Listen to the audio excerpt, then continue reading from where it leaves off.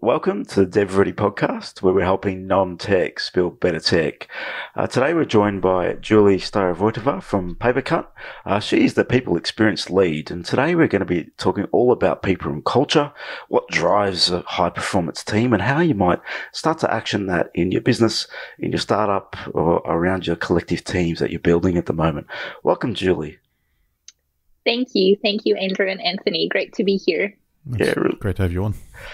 Now, Julie, first and foremost, tell us a little bit about yourself, your background, and how you came about into the role at PaperCut. Alrighty, let's see. Where do I start?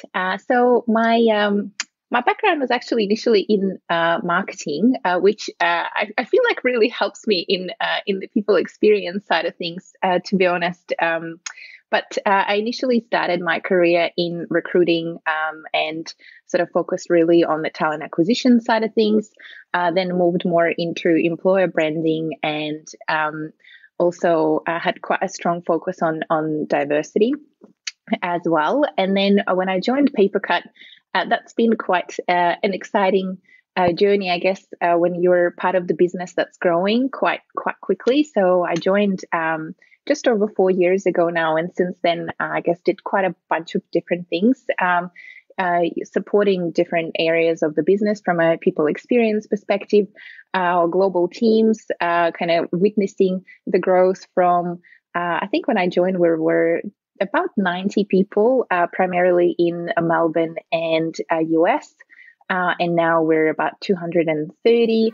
Also have office in UK. We've got people now in Singapore, in New Zealand, and other areas of Australia as well. So it's been quite a really interesting ride to see the business transform and grow. And currently, my role is a people experience lead, and I primarily focus on looking after our product development in PaperCut from that people perspective.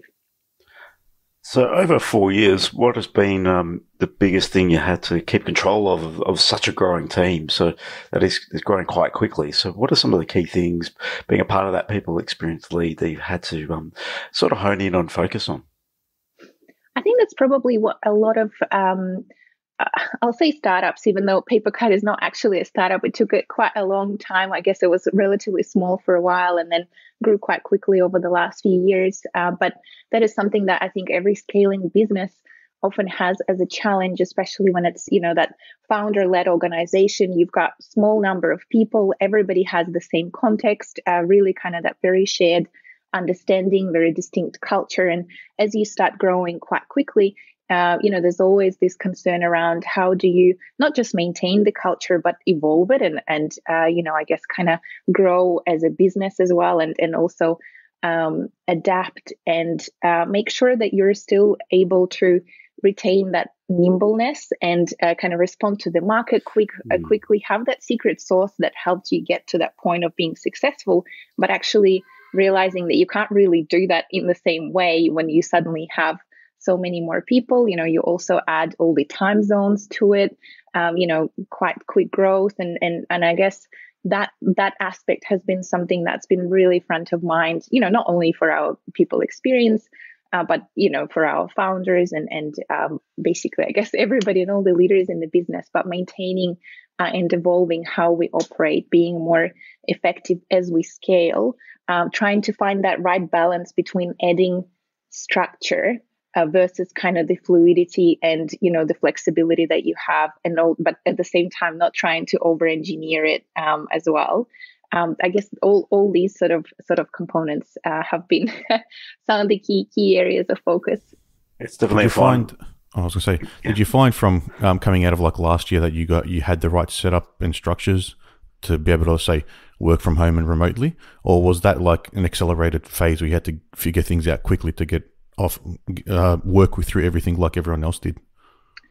Look, we definitely were quite fortunate, and I guess probably a lot of tech companies were in that same position. We were able to sort of switch in a day because, we obviously already had all sort of remote tools and, G Suite, like in terms of from a practical perspective, that was relatively easy. We actually found a number of benefits for our remote employees. We always had a smaller portion of our workforce remote. And I think for them, that actually was really awesome because suddenly all the conversations were happening, on Slack or asynchronously. And, that was, and also for our teams in other time zones, I think that sort of helped. But look, at the same time, we still had some challenges. I'm not going to say that it was complete smooth sailing, I guess, like for everyone, plus especially given we all had to deal with pandemic, people having kids at home, like all of these other additional circumstances. But look, it helped, I think, also because we had to implement quite a lot of different practices a few years ago, especially once we opened the UK office, because with our office in the US and here in Australia, we had some crossover in time zones and things. So we were were able to be quite fluid. But once we had a time zone that sort of never really came into contact, correct. Yeah, we had to do a lot more around working asynchronously, I guess documenting things. And again, not to say that it was perfect, but we sort of were, I guess, set up to some level there. So we were quite surprised in terms of how well we adapted and how I guess productive and how much people were still be able to work really well, I guess, considering also all the other anxieties and worries that were happening at the same time. Yeah, that's good to hear. And obviously, during that time, managing team was one of the challenges. We didn't have that face-to-face connection. How did you go about managing team and working with team and basically helping them to continue that high performance? We'll dig into what you've done through PaperCut in terms of high performance. But yeah, during COVID, what were some of the things in terms of managing team that you implemented? That's such a good question. And, I guess like everybody, we were sort of learning on the fly and trying lots of different things. I guess one of the key things that is a really big focus for us, both in our people experience team and I guess in PaperCut in general, trying to position everything that we're doing as an experiment and sort of learning from it and adapting and shifting. So a few of the key things that we did were, well, firstly, we really tried to focus a lot on supporting the team. So we came out straight away and were very explicit around making sure that people know that they have the flexibility to work whatever schedules they need. We introduced a special COVID leave policy that, if anybody got impacted in any way, not just, getting sick, but if they didn't have any sort of childcare support and they had to look after their kids, that they had additional leave that they could take without necessarily worrying about, what happens from that work perspective. We introduced quite a lot of we tried to introduce quite a lot of different social things. We already had a coffee buddies channel on Slack where there's a donut thing that pairs you with different people. We invited a few specialists and experts in the field of resilience, and we did a few talks to help support our people. We're trying to find a balance also. We had things like virtual drinks on Friday and virtual brekkies on which we kind of used to do face to face, but it was quite interesting to try and find that balance between trying to maintain that connection, but also the video call fatigue was, it's a real thing. It is a real thing. And at some point, you kind of try to balance, like, how do you still connect and have those chit-chat conversations, but also know that sometimes people just need to have a break. And, it kind of went in waves, I think. Initially, everybody was so excited and, there was a lot of engagement around those things. And then I guess over time, and especially as we were all going through sort of roller coaster of emotions, yes. Then there probably was a bit of a slump. But, we really tried, I guess, to focus on these, on that support element and really helping people to feel like, okay, work is work. And of course it's important, but your well-being is the most important thing. And I guess, we were doing every few months, we were doing check-in surveys to see, they had a really big focus on well-being, the workload, how people are finding, do they feel supported, learning from these, from these findings, targeting particular teams if there were any specific ones that were sort of more under pressure than others, and then tailoring what we're really doing and approaching there. Yeah, I think back to the time when COVID hit and we all got at home. We all had a similar position, tech business. had the tools, but also evolved the tools as well during, because what works, what didn't, and evolved with it. But one thing you mentioned there was the meetings, and I think we all, everyone I've spoke to just pretty much overkilled in terms of meetings and just spent a lot of time in screen space. We had a lot of catch-ups early days, but then we had to find a balance, and I think it just worked itself out over time, but you just tried. You don't know, because it was very unknown for everybody to be working remotely. We had one employee that worked remotely. I had a few overseas. One person as well. was 3 days over, remote, 2 days in the office, but everyone had the ability to work from home at any point in time. Yeah, but it never. I was the first one to say I'm working from home from now on until this is over. Yeah, and it's still working from home now. So it's it's been a very different year for everybody. So I think it's different. Yes, and when change comes, we're all learning, right? So we don't know. We're just grappling with what works and what doesn't. And I think that's the reality. Really, the Zoom fatigue was the hardest thing to learn. Was don't set back-to-back meetings for an entire day. Yeah. So you can't even have a break to get water, or just not realizing that. You used to drive to meetings and had half an hour, 45 minutes in between every meeting, potentially, or an hour. So changing that and going, I can put another meeting in there because I don't have to drive anywhere, but you don't know what that means until a few months after the fact, and you go, no, it's enough. Yeah.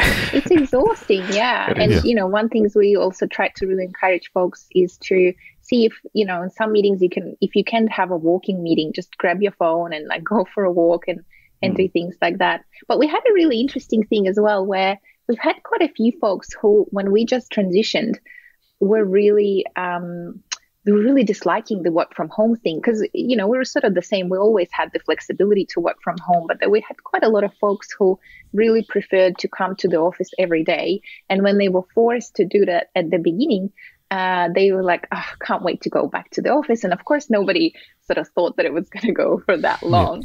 But it's interesting that then a few months down the track, so many of our people who I spoke to, they actually found their groove, and they're like, I don't think I will ever go back to working 5 days a week at all. And it was such an interesting shift from some of these individuals who were so against it and literally only tried it because they were forced to then seeing the benefits and sort of finding the balance, and then seeing, actually, I would really like that, and I can see how it can work really flexibly for me, and all of these different things. So it's been quite an interesting. I think lots of people learned a lot about themselves as well, during this time. I think we had a change like that with Andrew after we got rid of our office in July. Yes. The next couple of months is like, we'll need another small office at some point. We need a small office, and now it's like, no, we don't need an office at all. Yeah, you just realize you don't need the space. Yeah, I think I'm sort of coming around that. Yeah, having a face-to-face catch-up every once in a while and having a space to go to for a day or two might be an option. But, I don't think you need to be working out of it day to day. I find... depending on your job, and like you said, Julie, we're in the tech space, it's different.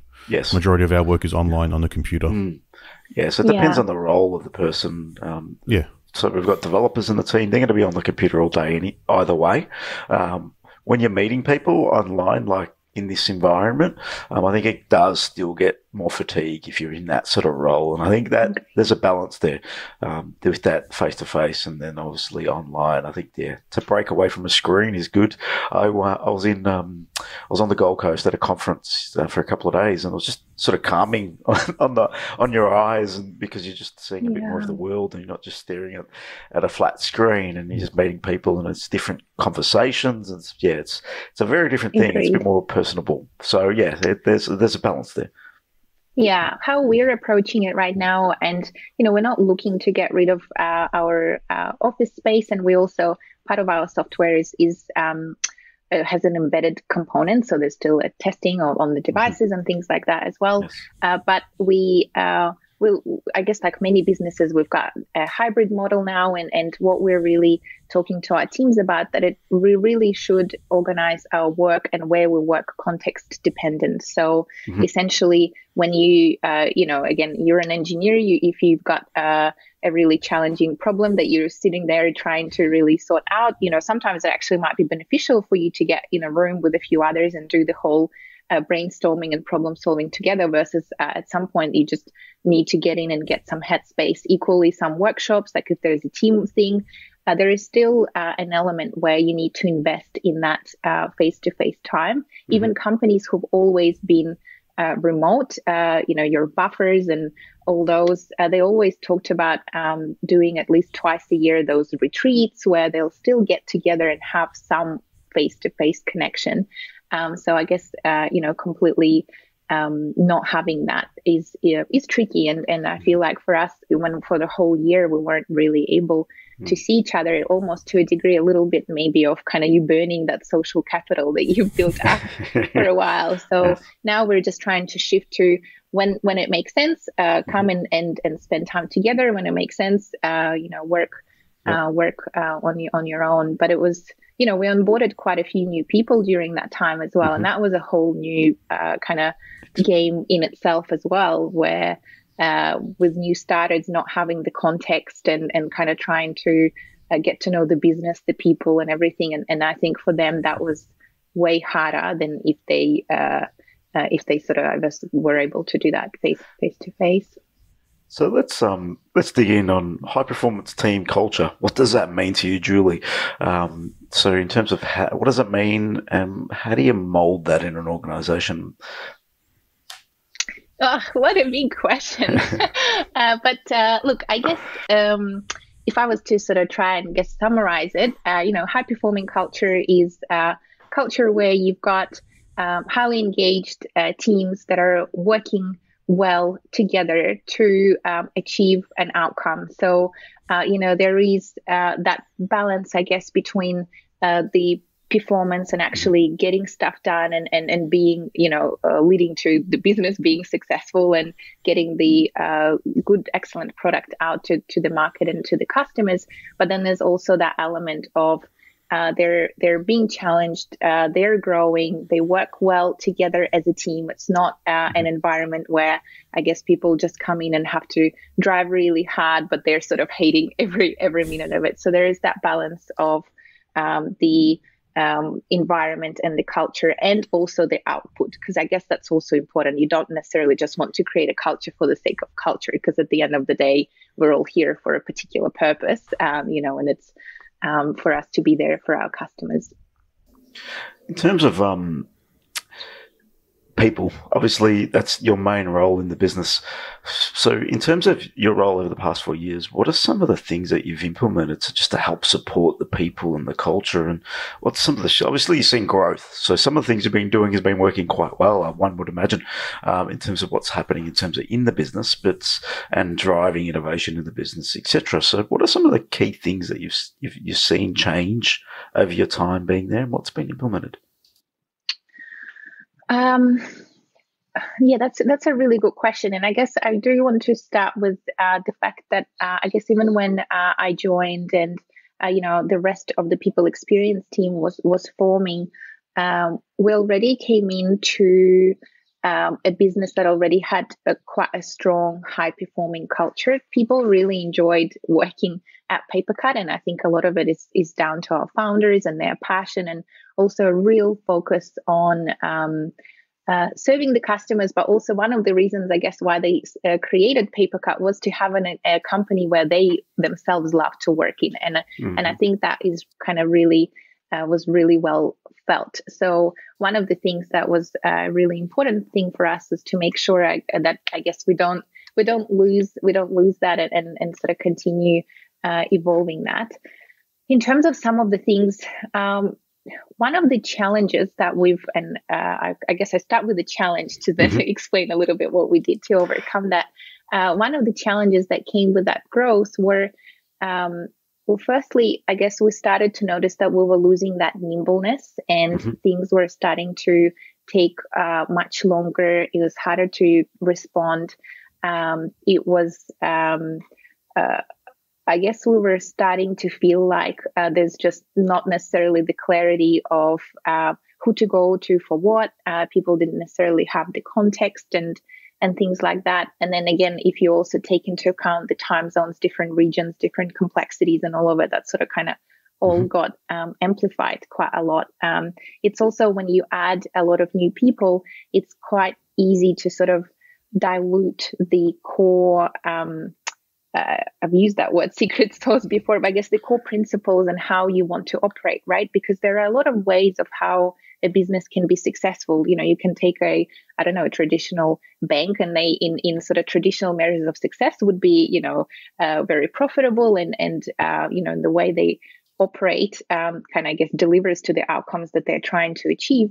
But at the same time, say for us at PaperCut, that's not the way how we wanted to operate. We really wanted to maintain that nimbleness, that flexibility, kind of that speed, and all those things. So, and, I do want to add kind of, I guess, a bit of a caveat there that although we've implemented a lot of things, by no means we're a perfect work environment. We still have challenges. And of course, there's always new things coming up and new challenges. And there's always opportunity for us to make things a lot better. But some of the things, I guess, that have really helped us, and we're still on that transformation right now, to be honest, but we went through quite a big sort of, I guess, reorganization in the company. And we started with product development and doing that now across the rest of the company, where we really shifted from static teams that had a very kind of, I guess, set structure to really forming flexible teams around the opportunities and initiatives that we identify. So making sure that we've got the right people working on the right things at the right time is sort of, I guess, the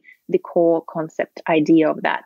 And that flexibility is something that we felt will help us to respond quicker, to be more flexible, but also really importantly and quite interestingly, we just recently did a survey around sort of growth and development for our people, and being able to work in different initiatives and different teams and move quite flexibly around different parts of the business and different parts of the product has been one of the things that people said been the biggest contributor to their growth.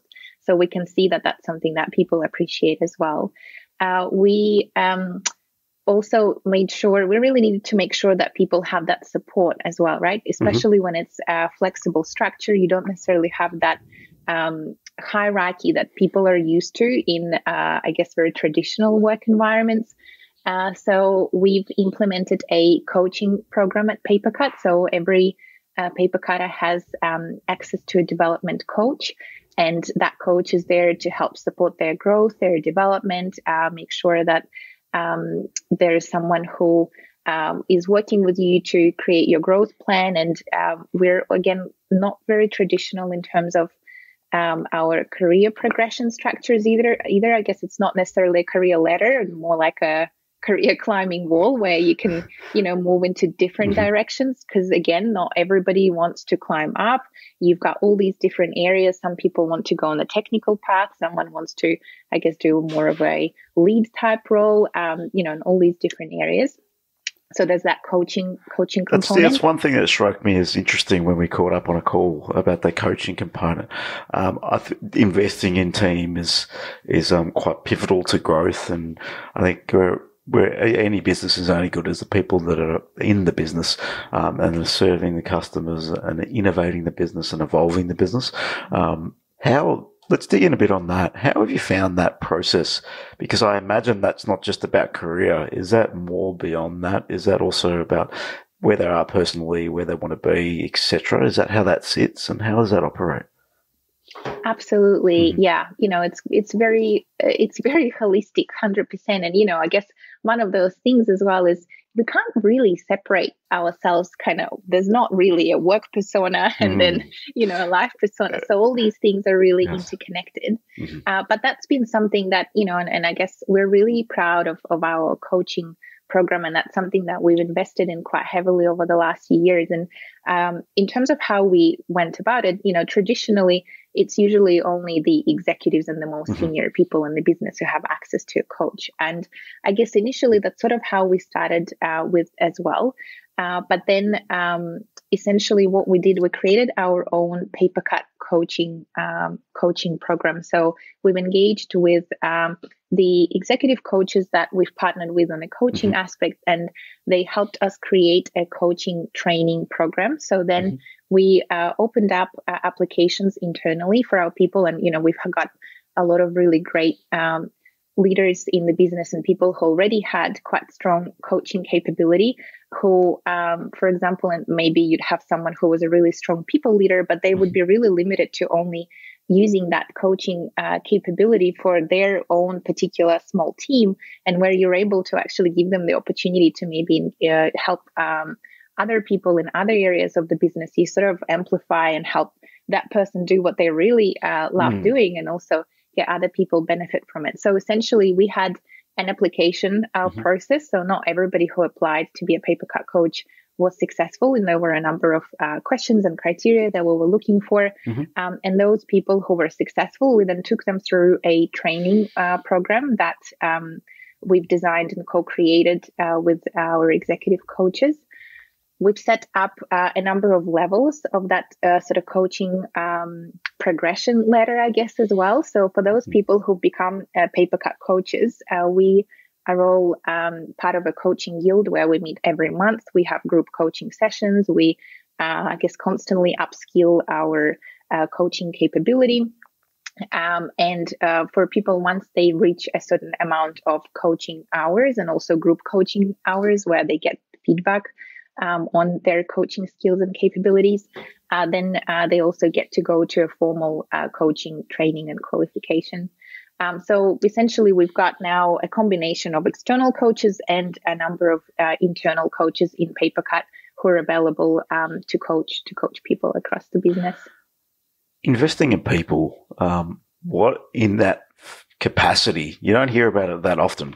What are some of the key things that you've found from, and I've heard you say survey about 4 or 5 times, so I imagine you've been surveying your team around this. So what are some of the key things and results that you found from that? What's the feedback being like that you're investing in not only their career path, but also holistically everything else? And I think in the times of working at home, everything's been squashed into one. So I agree with that. But what are some of the feedback you've had and results from that program? We've seen some phenomenal results, to be honest. And since we've introduced the program, initially we just heard a lot of anecdotal feedback, and lots of people kind of saying, "Oh, this is really helping me. This is great. Really appreciate our coaching program. So grateful that we've got it." But I, to be honest, was a bit nervous because I was thinking, well, okay, this is what, we're hearing this, but is this really what's going on? Because we're not really, you don't know exactly what everybody thinks. It's and true. That survey that I mentioned, and to be honest, that anecdotal data is important. The kind of conversations and the qualitative information is always, it adds really great flavor. But we're really like complementing that with some kind of, I guess, quantitative, more of a at scale surveys that really gives you a bit of a snapshot of where you're at. And actually, just in December, we did a survey. I mentioned that one around growth, and it had a really big coaching component because by that time we had the program for about a year, so it felt like a long enough time to really kind of get a bit of a sense of where we're at with it. And 96% of our people said that coaching had a positive impact on them personally. And there were so many comments within that how I mentioned earlier that moving to different initiatives and working in different teams and that flexibility has contributed a lot to their growth. This was shared equally between the coaching program and moving in different initiatives as the two things that our people said to us has helped them the most in terms of their growth, both professionally and personally.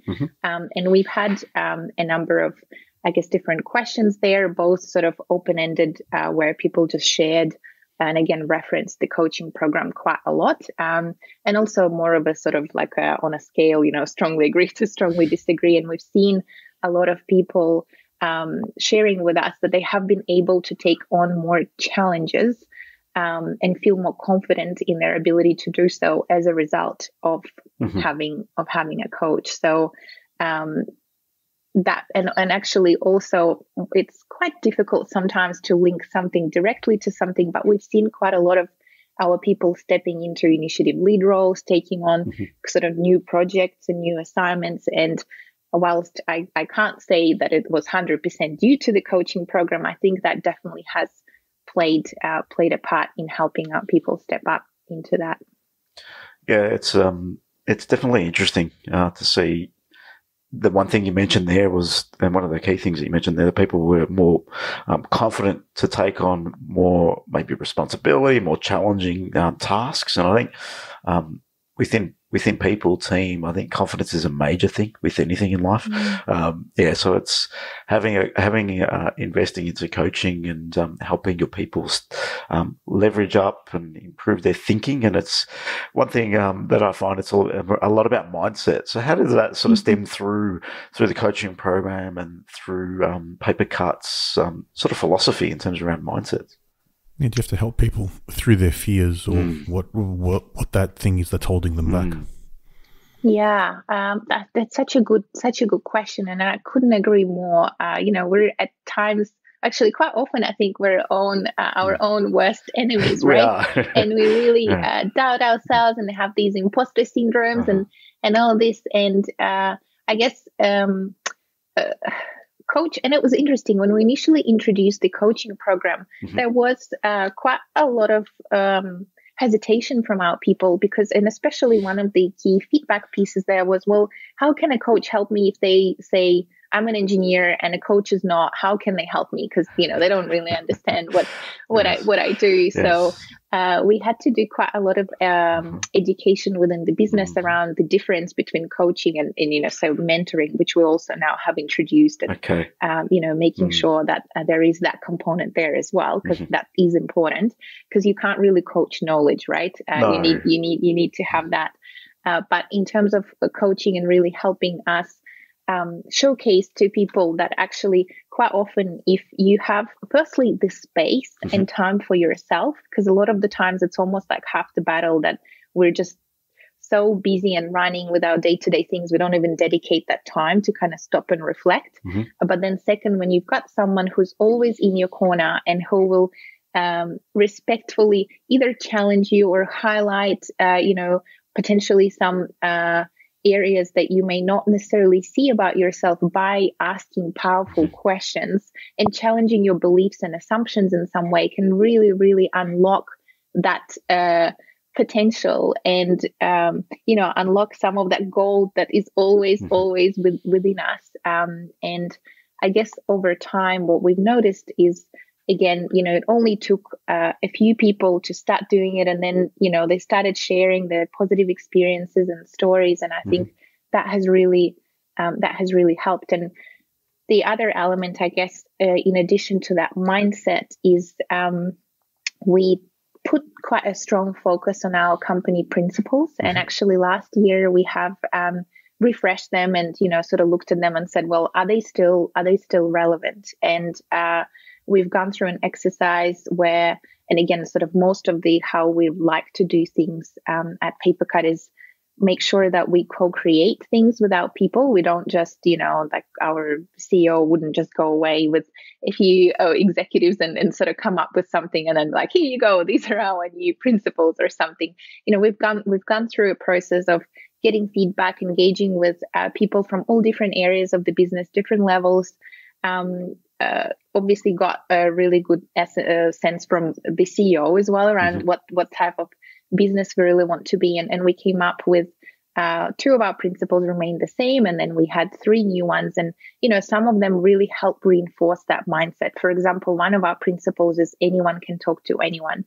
And it's all about making sure that we're really very upfront and explicit with people that we don't want to create that sort of sense of hierarchy or, I guess it's not an environment where, you don't talk to that person because they work in a different team or they are more senior or whatever. And it's been quite interesting where I've had some of our new starters tell me that it's been really helpful for them to read and kind of understand. And we obviously have onboarding sessions around them when people join and things like that. But them hearing that was like, oh, okay, that means that's what I should be doing. And it's different to how it was where I worked before, but it's good to know. So kind of, I guess, being really explicit around that also, I think, really helps to shape that mindset because it kind of, I guess, creates that shared understanding of this is how we want to operate. And then within that, again, say through your coaching, it can help you overcome where it might be challenging for you to do so. one of our other principles is act fast to learn fast. And again, that could be a bit outside of your comfort zone, right? Because that kind of opens you up to mistakes and also that speed element. We I think a lot of us are prone to perfection and wanting to sort of do things until they're perfect to then be like, ta-da, this is what it is. So, I guess working through maybe some level of discomfort and ambiguity that comes from sort of sharing things early and getting that feedback and all of those things. So I guess all these things sort of working together really helps shape that mindset where you've got that clarity of this is sort of the company we want to be and this is how we want to operate. Here's how we support you. And, again, I guess the other component around that is making sure that you provide people clarity of roles and expectations, accountability. And again, not to say that we've got that perfect by any means, but that I guess something that's been a big learning for us as well, that especially as you grow, you can't just throw people and sort of say, hey, like figure this out type thing. Not that we've ever done that. But in terms of, I guess, you do need to add a little bit more of that clarity than say maybe a founder themselves may need, because they started from scratch and they kind of know the business so intimately, and they would naturally sort of know what needs to be done and what holes need to be filled. But helping people define, and it's not necessarily about defining specifically kind of what you can or can't do. That's not about that, because again, I guess we don't really want to have a mentality where you can't really, oh, this is not my job type thing. Yeah, that's a limiting thought, right? So I think you mentioned about the founder, and then you take it back to educating people to get out of their comfort zone and helping them do that. So what I found along the journey and people just interviewing different founders and just being in business is generally the founder just has to make the decisions, and people lean on them, especially in the smaller sort of startup, to just make the decisions. And they get used to doing that and they get better and better at that.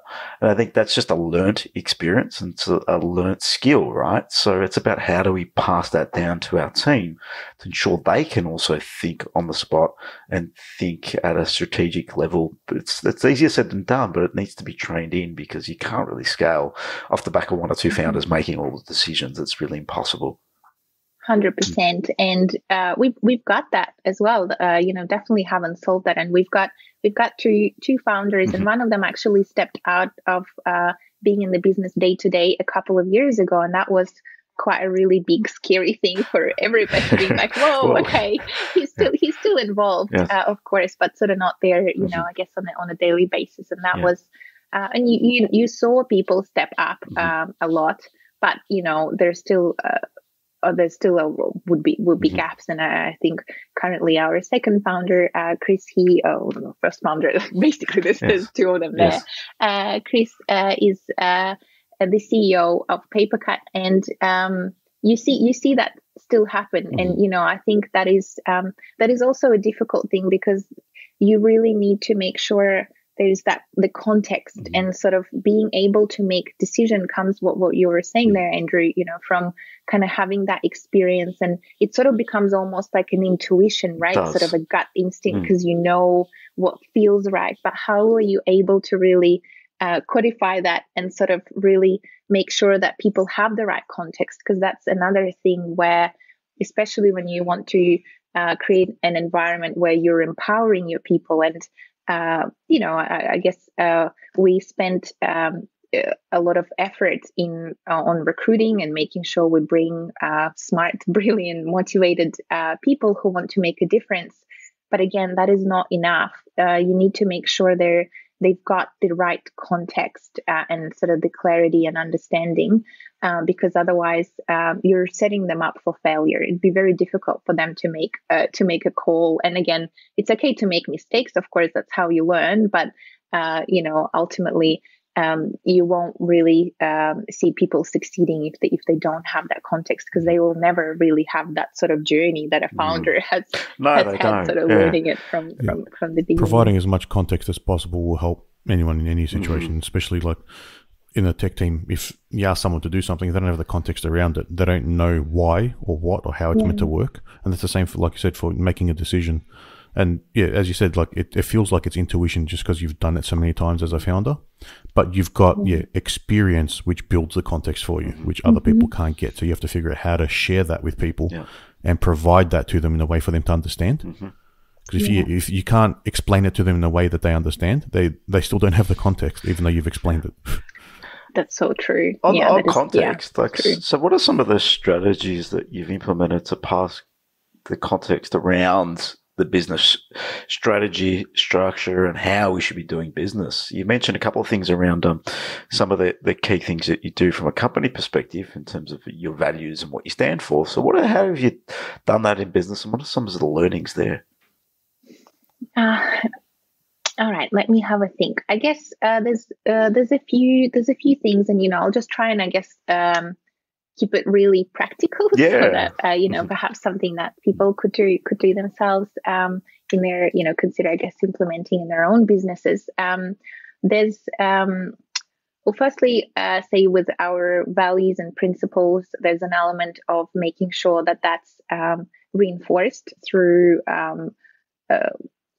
all different things that we do. So, for example, you won't actually find our values or principles on any of the walls in our offices, even when we were in the office, because I guess the whole point was making sure that's not something that's just plastered on the wall, but that's, not that there's anything wrong with anything on the walls, but the whole essence was around making sure that we really live them. So, for example, that isn't built in our recognition initiatives, and when we do recognize people going above and beyond, it's always linked to our principles and values. In terms of how we evaluate performance, we don't only look at how the person is delivering and whether they're performing, in terms of achieving their outcomes, but also are they really living and breathing PaperCut values and principles. And ultimately, if yes, maybe they're delivering great results, but actually they're not doing it in a way that's aligned to our values, then the individual wouldn't really be considered as performing. Same when we look at promotions, that is always a really big component within that as well. So I guess that's what we sort of some of the things we do from that kind of mindset and company core around how do we become a paper cutter, so to speak. In terms of other things around building context, we've got a few different initiatives. One of them, for example, is we do job swaps. So that means that people have an opportunity to swap into different roles to help. It sort of serves, I guess, two purposes. One is it really helps you build that breadth and that context. So, for example, I myself swapped into one of our dev teams a couple of months ago into a product type role and worked alongside our product manager and sort of attended, and was basically part of the team and got to do stuff. And that was super helpful. We've had our leadership team swap into different areas of the business as well. So they get that sense, but basically it happens in all different parts and anybody can really do that. And we've also had folks swap into different roles and then over time actually transition into that area. So we've had someone in our technical support team who did a swap in marketing, and then a few months later, then opportunity opened up, and they actually now are in digital marketing role. So like a completely different. That's very interesting. Yeah, I find that quite. I find that you're doing quite a few varying, very interesting things, and you're testing different things at PaperCut. And I found that in terms of when we had that conversation, just that different level of thinking, is pretty cool. I think aligning values and principles to how you address performance, I think is quite clever, because then at least people are going to put some focus and attention on it, and it doesn't end up that paper on the back of the wall, because it becomes a part of whatever it might be, that quarterly check-in or whatever it might be. It does become a part of the process. So then the focus goes to it. And I imagine that comes into the coaching program in some capacity. So it's all bringing it all together from a jigsaw puzzle. That's right. We also have part of even embedded, I guess, even on that really practical level as part of our 360 surveys, which anybody can kick off for themselves. That is not part of the performance process. That's for individuals' growth. So that's not something that we would use to evaluate or, kind of decide someone's salary increase, but that's to help you form your growth plan. But even within that, there is, the values and principles stipulated and sort of, I guess, help people see, oh, okay, like I really stand out in this particular area, or this is probably where I could learn a little bit more around how to approach this differently and things like that. So absolutely. And even in our language, we try, like it actually is used quite often where we'll talk about someone doing something and being like, oh, they really lived this principle and this is kind of what outcome that got to, or, value. So, yeah. Yeah, no, it's all, I think you mentioned holistic approach at the beginning, and I get that just talking through this, how it all comes together with the coaching, with the values, with the 360-degree assessments, with the surveying.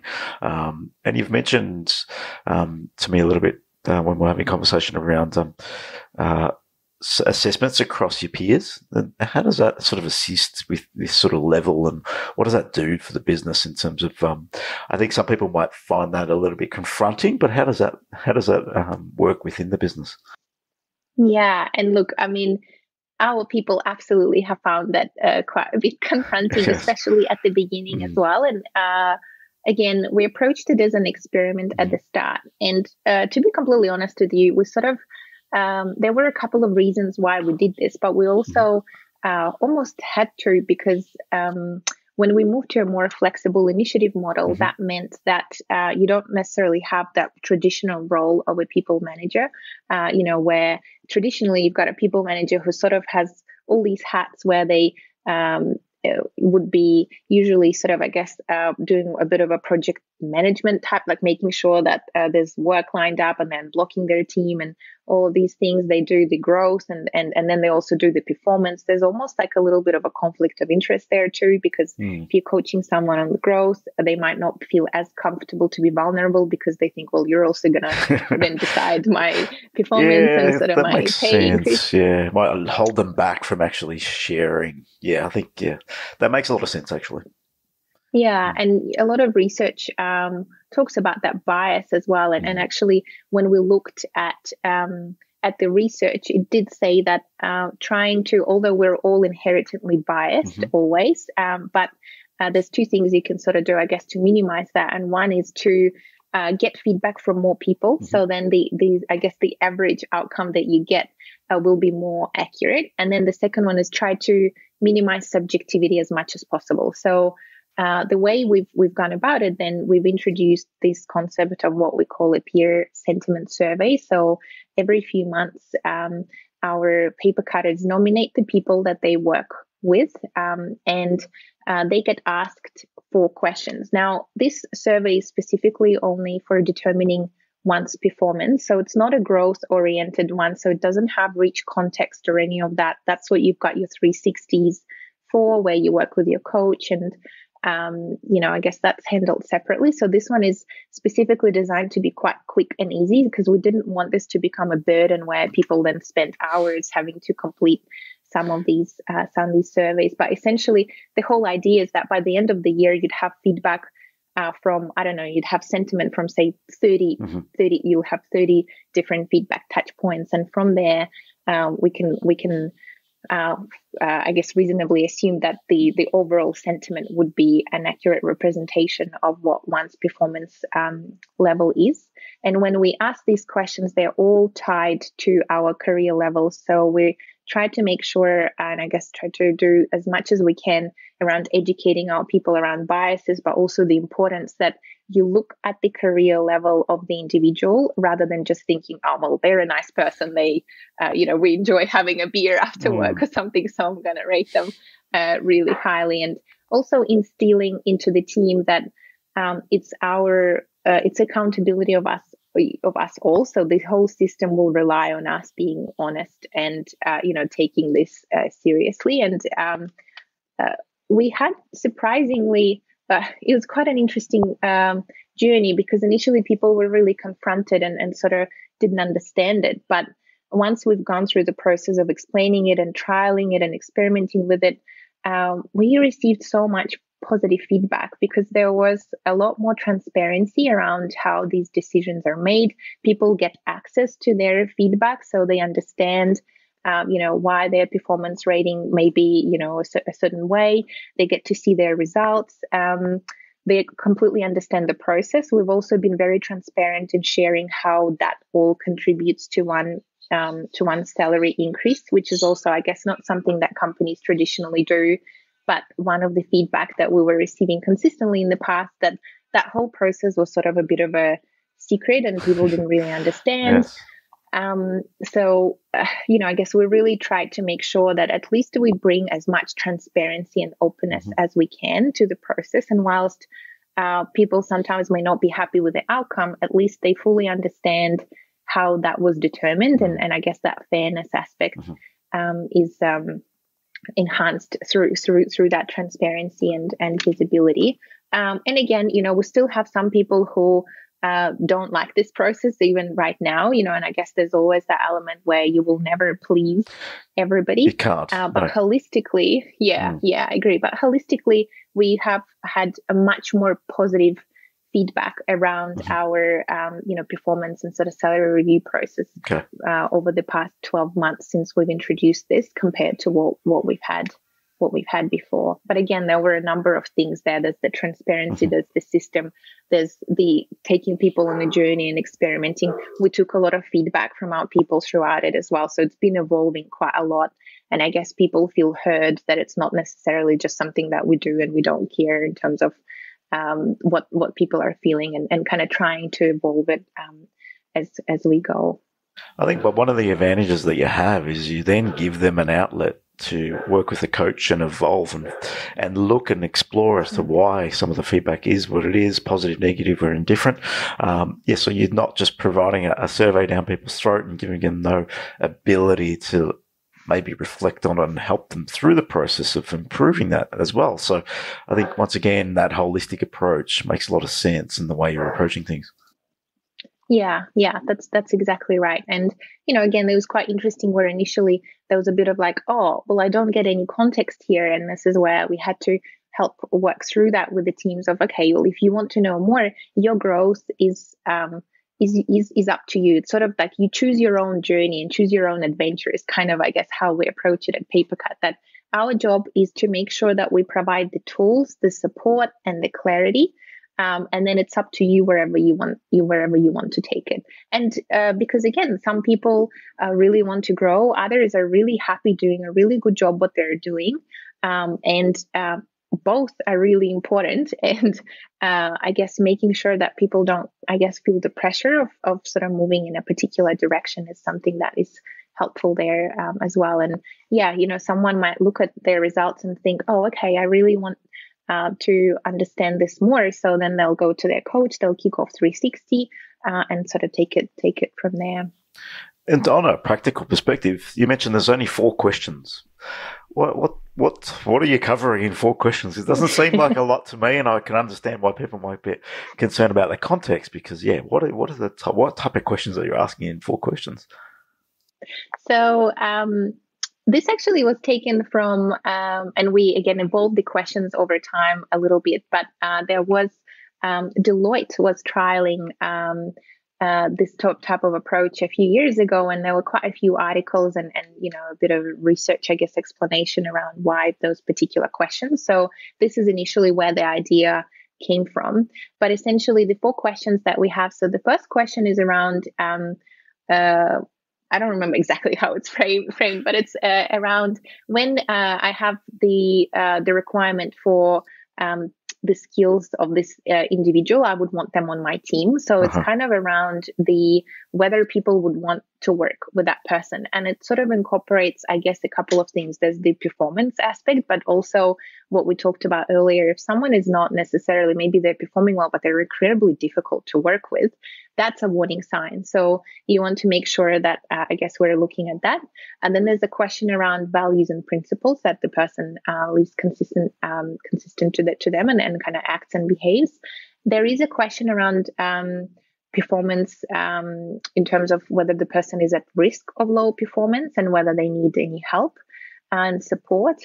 So this is, I guess, that flagging question around, okay, do we need to delve into a little bit more here and explore? And if there are a number of responses that are indicating that we wouldn't just sort of say, oh, well, this person is not performing. That's when we'll explore this more and get more in-depth feedback and understand the context and work with them to help them. And then the last question, and that one has changed quite a bit, but the sort of, I guess, the most recent evolution is if that person was at risk of leaving, whether PaperCut should try to do everything we can to keep them. So this one, actually, I'm pretty sure Netflix has a very, very similar question. I guess we always look at what different companies and what's working and what people are doing, and then trying to kind of adapt and learn from it. But the essence of that question is trying to help us identify, whether that is that individual is someone who might be, I guess, really overperforming, and someone who, someone if they were at risk, whether we should really fight really, really hard and there's simple questions, and you mentioned you don't want to overwhelm people with like a 360-degree questionnaire because they can take a bit of time to do, but that sort of questionnaire can be done in 30 seconds, really, which is what it needs to be. But it gives you a lot of information around more about how the person is engaging with the team, delivering with the team. There's plenty in that, and I think, it makes a lot of sense in terms of the way that's sort of approached. It's an interesting one also when we looked at the research and kind of the biases that come into play. A lot of what was talked about in there was that when you actually try to structure the questions in a way that forces the person to think about, the real life scenario, they'll be more accurate than if you were to say, ask them to just rate someone's performance. Because we had some individuals saying, why wouldn't we just ask that? And it was quite interesting how then when you look at the findings, and it actually says that when you do ask that sort of question, a lot of our personal biases come in, and we think that we're being accurate, but we're actually not at all. I find that interesting. That's good research. And they're black and white questions, right? What you're asking. It's either yes or no. It's no grey area in that. There's no maybe there. And I think, that puts people on the spot to actually make a call. And I think, make a decision on that. Think about it properly to answer as best as I can. That's right. Yeah. Now, so you've covered like the whole holistic approach, and there's so many things to take away from there. A lot of our audience is like startups just starting their journey and potentially starting to build their team. What are some key, say, 3 things that they should start focusing on when they're starting to build a team to get that high performing culture building along with them?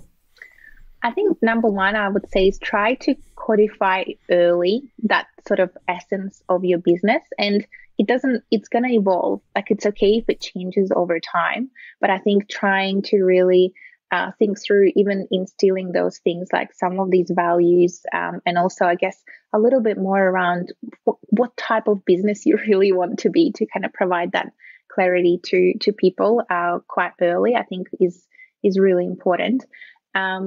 The second one, I guess, would be around, again, as you start to grow and sort of move from that, 4 people in the same room to sort of looking at kind of, I guess, different teams, and, think about how you can ensure that context is being shared, and don't underestimate the value of investing the time in that. And look, the third thing, and it's kind of, I guess, a really simple one, but just ask the people, maintain that sort of feedback culture, and try as best as you can to not lose that.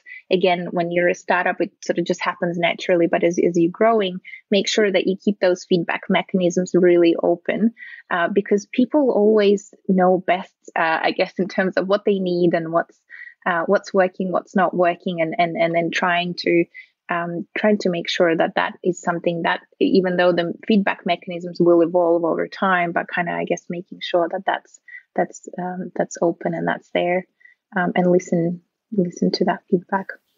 I think there's some key things there to follow. Not very difficult to try and start in your business. It's like anything, it starts, evolves over time, and you keep adding little pieces as you go. And it seems 100%. Like it's a very iterative process that you've taken on, not only from tech perspective, but in the way you manage your people, your culture, your business, which is what we all need to be doing in business, because it all evolves and grows and changes. Circumstances change as per last year. That can completely impact businesses in ways we've never seen before, but we can't really prepare for either. If you've got that innovative learning culture and that mindset of growth, and we can get through this, and we might think of different ways to do things, that's where you really need to be in business. If you've got the place that, if you're in business and just doing the same thing for the last 20 years, and that something like that happens, it's very difficult to shift. Yeah. The one thing that I would say, and it's probably one of the kind of the most important thing and kind of the key one, is that my mantra is always, we can always make it more complicated. And I think when you're a startup starting to grow, there sometimes is that element of, oh my God, we just need to now suddenly build all these structures and these roles and progression frameworks and a whole bunch, and bring in all these tools and systems. And actually, again, like same as how we do in software, kind of start small, and you can always build on it. But starting small and seeing how that works and iterating and adjusting is probably the most the most important thing as you scale and as you grow. Yeah, we can overthink things, right? And just, I think that's a fair takeaway for anyone that's in that sort of growth phase. Yeah. One of these things will start adding and on top of each other, and you'll learn from that. Throwing everything at once might be a bit overwhelming for everybody in the business and to manage anyway. So, Julie, it's been a great conversation around building high performance teams and some of the things you're doing in PaperCut. And I'm sure if we spoke to you in a year's time, there'll be some new little twists and turns that are going on and what you're doing. Really appreciate you coming on and talking about what you've done in PaperCut and what you're evolving into as a business and how you're managing team and growing team. And it's been really a fun chat. So thank you for joining us. Thank you. Thanks, Andrew. Thanks, Anthony. Have a great day. It was a pleasure. And if anyone wants to learn more about PaperCut and yourself, how might they reach out and get involved with a business like yourself that's growing and looking for probably some great people to come on board? Absolutely. Definitely check out our website, papercut.com. Pretty straightforward. We've got a careers page there and talking a lot about, I guess, what it's like to work at PaperCut and any open career opportunities as well. And feel free to connect with me on LinkedIn as well if anybody wants to, I guess, know anything more. No, thank you, Julie. Appreciate your time. Have a great day. Thank you. Cheers. Thank you. You too.